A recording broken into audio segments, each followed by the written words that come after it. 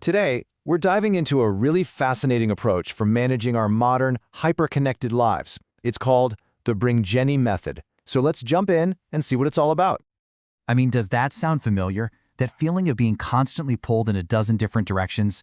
Your phone buzzing, your feed updating, just this endless stream of information. It's a huge challenge for pretty much all of us right now. And that really gets to the heart of the problem, doesn't it? Technology is just moving at this incredible breakneck speed. But our brains? Well, they're struggling to keep up. The source material calls it a tsunami of digital stimuli, which is, a perfect way to describe that feeling of just being completely swamped. All right, so let's dig into this idea of digital overload. Just how big is this wave we're all trying to ride? Just look at this timeline. What's absolutely wild is the acceleration.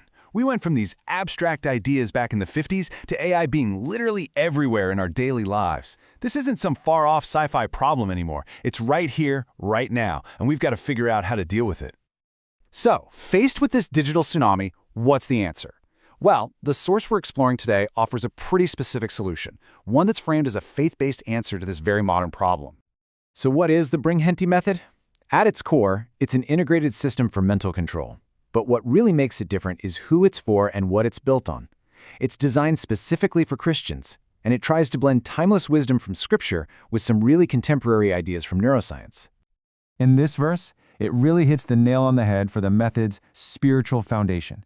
The idea here is that having a sound mind, or mental control, isn't just something you hope for. It's presented as a divine gift that you're meant to actively cultivate and use.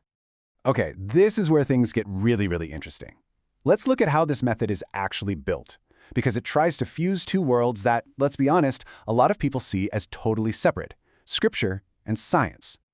So the method pulls from four, let's say, very different fields. It uses neuro-linguistic programming, or NLP, to help reframe the way you talk to yourself. It brings in coaching for goal setting. It even uses conversational hypnosis to tap into the subconscious. And then, most surprisingly, it pulls in concepts from quantum mechanics. Yeah, you heard that right. It's definitely not your typical self-help mix. And here's the real magic trick: how it actually connects these two worlds.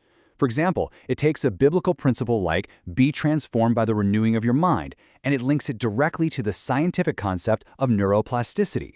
The brain's proven ability to literally rewire itself based on what we think. The argument is that one is the spiritual instruction and the other is the physical mechanism that shows us how our brains can actually do it. All right, so that's the big idea. But what does this actually look like day to day? Let's take a look at what the method asks people to do in practice. So a huge piece of the puzzle is this four-step technique for reprogramming what it calls limiting beliefs.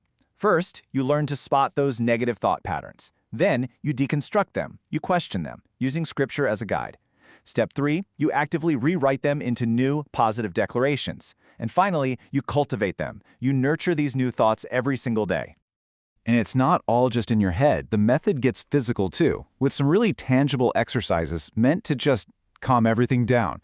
Things like just consciously observing your breath, doing rhythmic box breathing, in for 4, hold for 4, out for 4, and progressive muscle relaxation.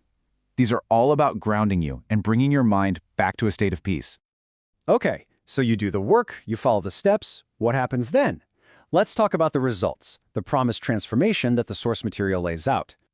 The source points to several case studies to show how this can work in the real world. You have Carlos, an executive who was totally burned out and regained his sense of purpose. There's Mariana, who was drowning in information but actually tripled her results with less screen time. And Pedro, a student who finally beat procrastination. These are meant to show how it can apply to all sorts of different life challenges. But this testimonial from a user named Anna, this really gets to the heart of it all. She said she was fragmented by notifications and that mental control gave her back the ability to be fully present. I mean, that phrase, fragmented by notifications, wow. I think a lot of us can really feel that. It speaks directly to that feeling of overload we started with. And really, that brings us to the big final question this whole method is trying to answer. In a world where so much technology is literally engineered to grab and hold our focus, what does it truly mean to have control over our own minds? It's a powerful question, and definitely one worth thinking about. Thanks for tuning in.